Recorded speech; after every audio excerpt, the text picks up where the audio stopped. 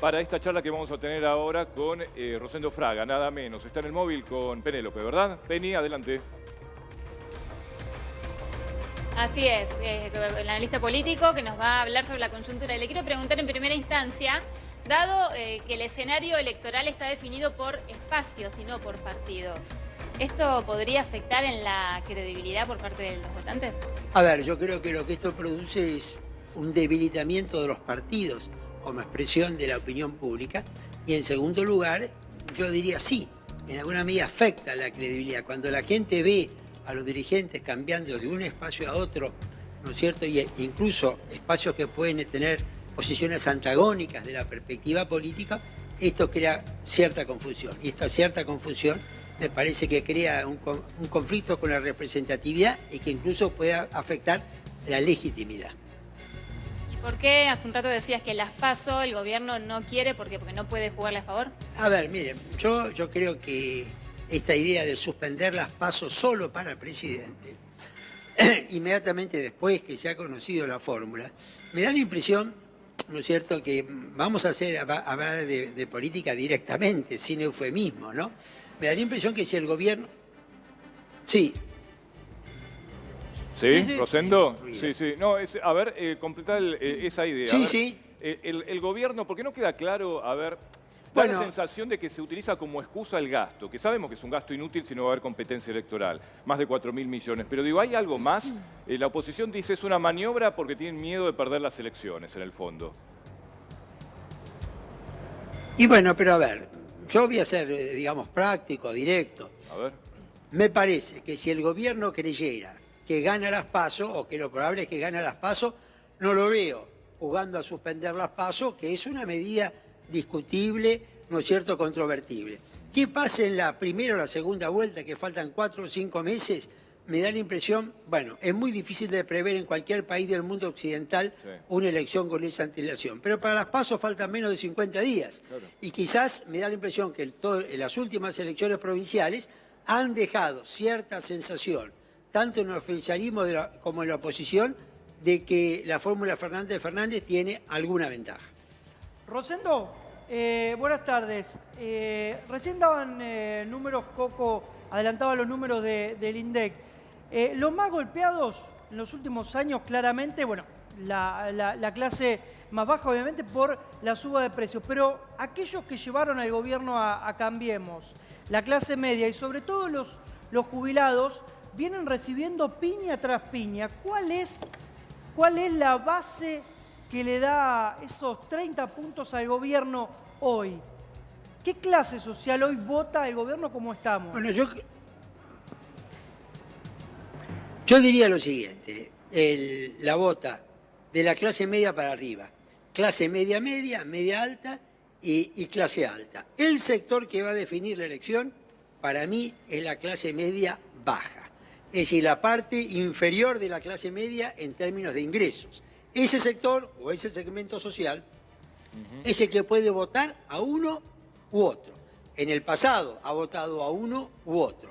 Es el sector, yo diría, más fluctuante. Es un sector que hoy está en una situación muy difícil y me parece que ese sector es el que va a definir, ¿no es cierto?, el resultado de la elección. Si se vuelca para Fernández o para Macri Pichetto.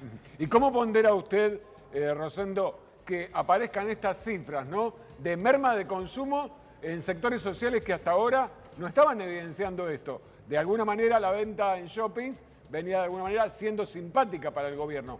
¿Qué poder de incidencia puede tener este factor, este dato, no opinión? Bueno, a ver, yo por eso digo, todos estos datos que estamos hablando, mencionando, tienen que ver con la pregunta o el comentario de recién, de que cuál es la sensación respecto a lo que podría pasar en las PASO y el porqué de esa sensación o idea puede derivar el proyecto de suspender las PASO, ¿no es cierto?, las PASO presidenciales.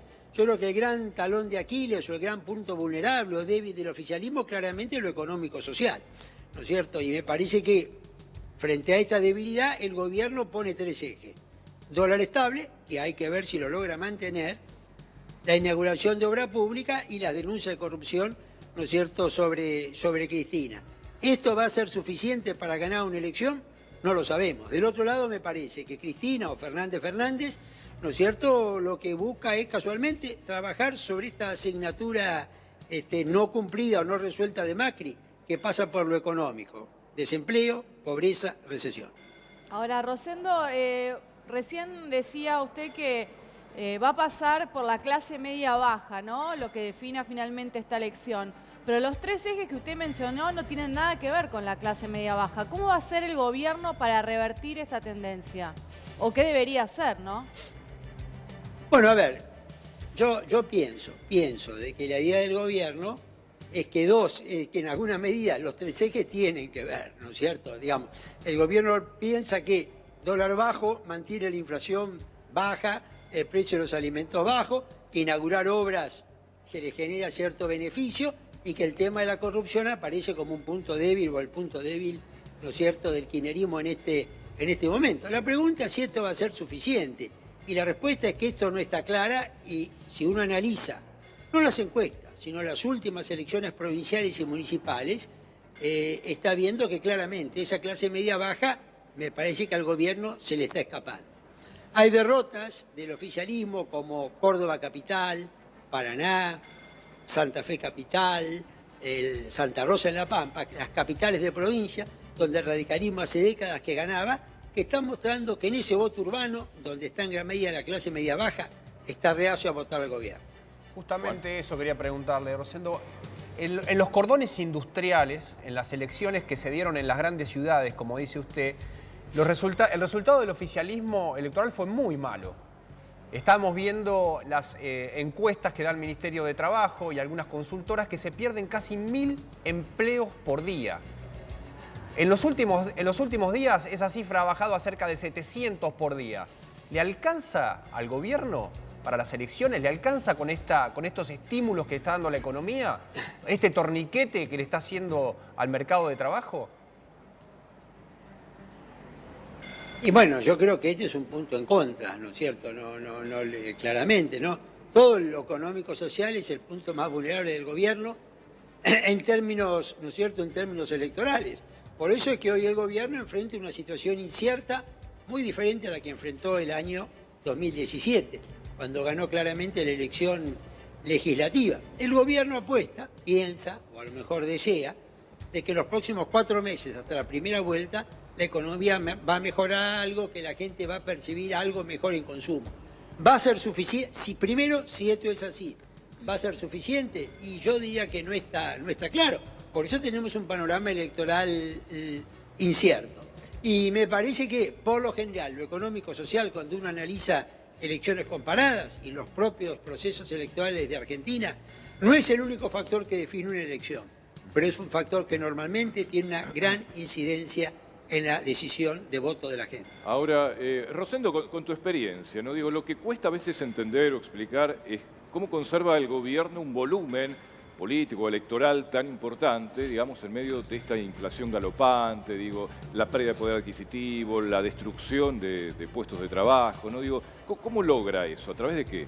¿Es marketing? ¿Es habilidad política? ¿Cómo lo analizas? Bueno, no, yo diría que hay dos cosas. Por un lado, hay una realidad y una experiencia. Estar en el poder no asegura ganar, pero asegura una base electoral.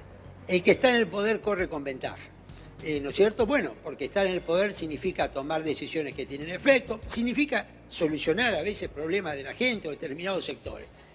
Aún, por tomar un ejemplo histórico contemporáneo, Alfonsín pierde la elección en el año 89, ya iniciado el proceso hiperinflacionario, sí. Pero pierde la elección, pero su candidato termina sacando el 38% de los votos, que fue el doctor Angelós.